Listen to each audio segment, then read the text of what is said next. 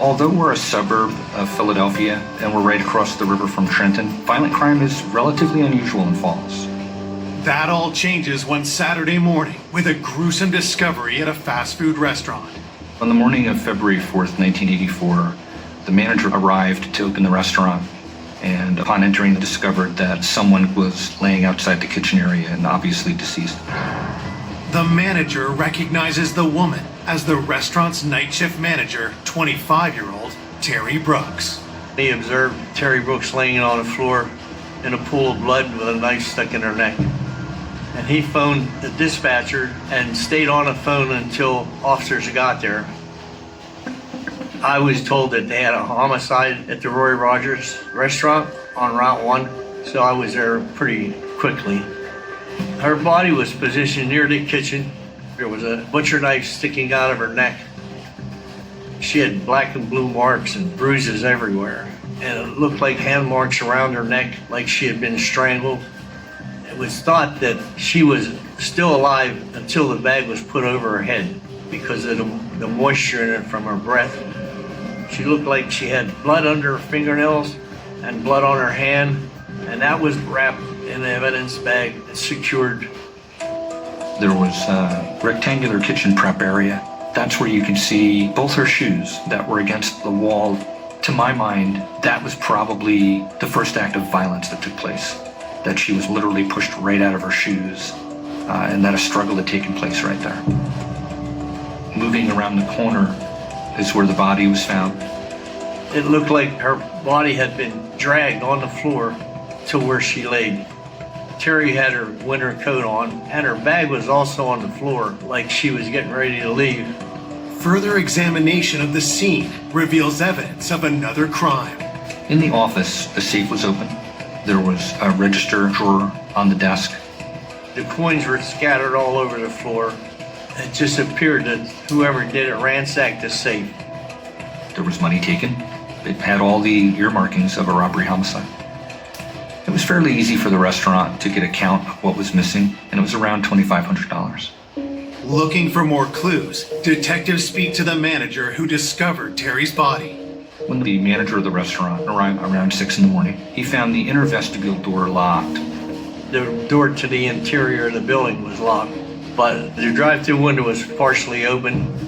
It appeared that the killer had left through the drive-through window because the metal pipe that was laid in the track as the kind of security measure to lock it up had been removed and laid to the side. But there was no sign of forced entry in the restaurant. Police believe Terry was killed sometime after midnight when the restaurant had closed. As detectives continue to process the crime scene, Terry's family discovers that she never returned home from work. The morning of the murder, Scott, the victim's fiance, knocks on the door to the Brooks family home. At the time, Terry lived with her parents. We hear a banging at the door, and it was Scott standing there, and he's like, Terry's car's not in the driveway. He tells them that he was driving by their house on his way to work, and that he noticed Terry's car wasn't there. They then looked in her room and saw that, in fact, she wasn't home. And then Scott picked up the phone and dialed to Roy Rogers. And he goes, this is George Brooks, Terry Brooks's father. You know, she didn't come home last night. Is she okay? And they said, no, she's not. She, has been murdered.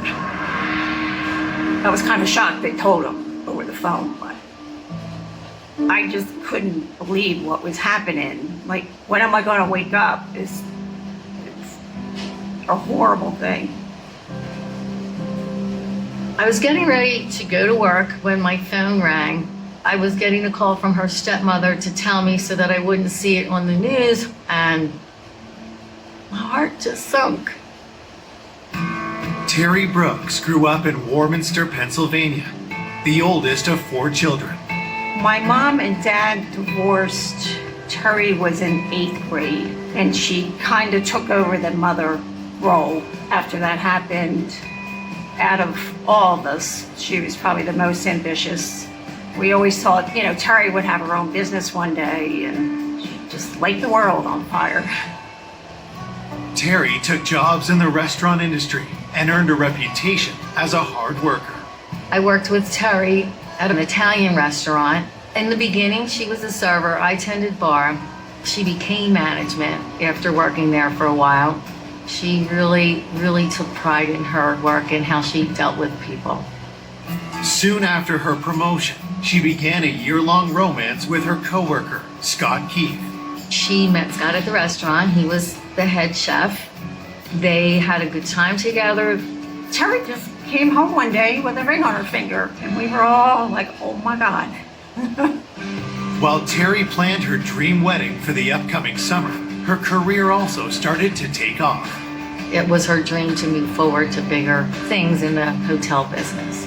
And she had looked into getting a job with the Marriott Corporation. The position she accepted with the Marriott was to be a manager of Roy Rogers restaurant.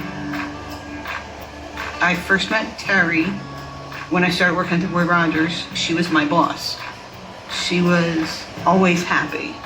She was very excited about her wedding, and she was excited to go dress shopping. I know she put the down payment on the honeymoon to Hawaii, and she was talking about the bridesmaid dresses. Terry and Scott were apartment hunting.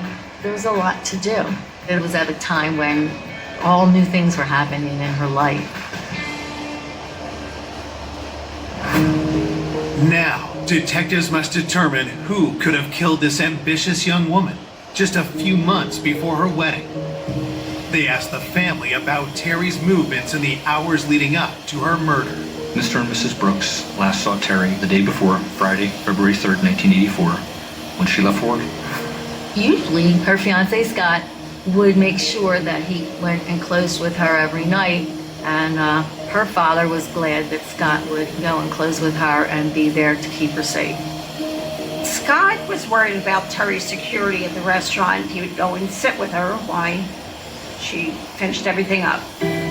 Scott tells police he wasn't with Terry the night before. He had stayed home because he was working the early shift the following morning.